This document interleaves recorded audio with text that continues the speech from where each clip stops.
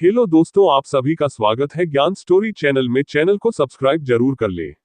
रामायण में गिद्धराज जटायु के बारे में लोग सिर्फ इतना जानते हैं कि जब लंकापति रावण माता सीता का हरण करके लंका में ले जा रहा था, तो गिद्धराज जटायु ने रावण के साथ संघर्ष करके माता सीता को बचाने की कोशिश की थी। लेकिन इसके अलावा बहुत कम लोग गिद्धराज जटायु के बारे में जानते हैं।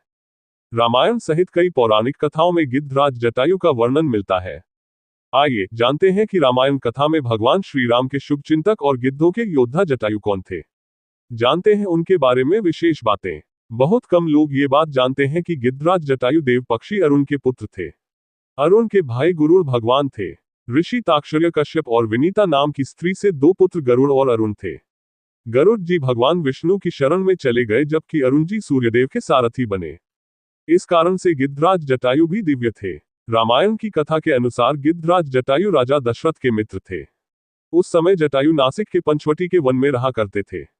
एक दिन आखेट के समय गिद्धराज जटायु की मुलाकात सबसे पहले राजा दशरथ से हुई थी।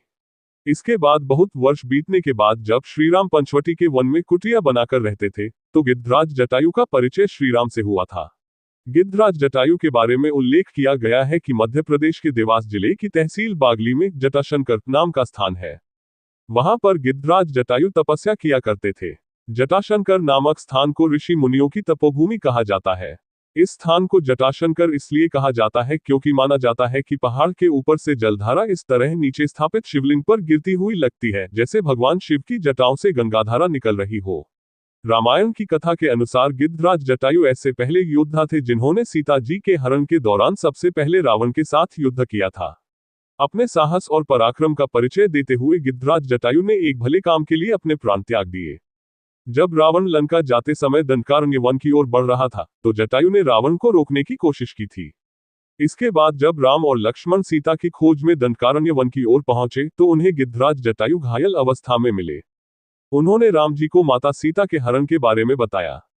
इसके बाद गिद्धराज जटायु ने प्राण त्याग दिए, जिसके बाद श्रीराम ने जटायु का अंतिम संस्कार और पिंडदान किया।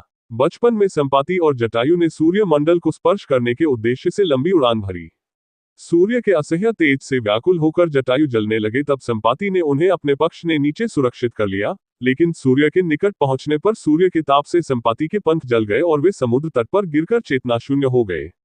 चंद्रमा नामक मुनि ने उन पर दया करके उनका उपचार किया और त्रेता में श्री सीता जी की खोज करने वाले वानरों के दर्शन से पुनः उनके पंख जमने का आशीर्वाद दिया।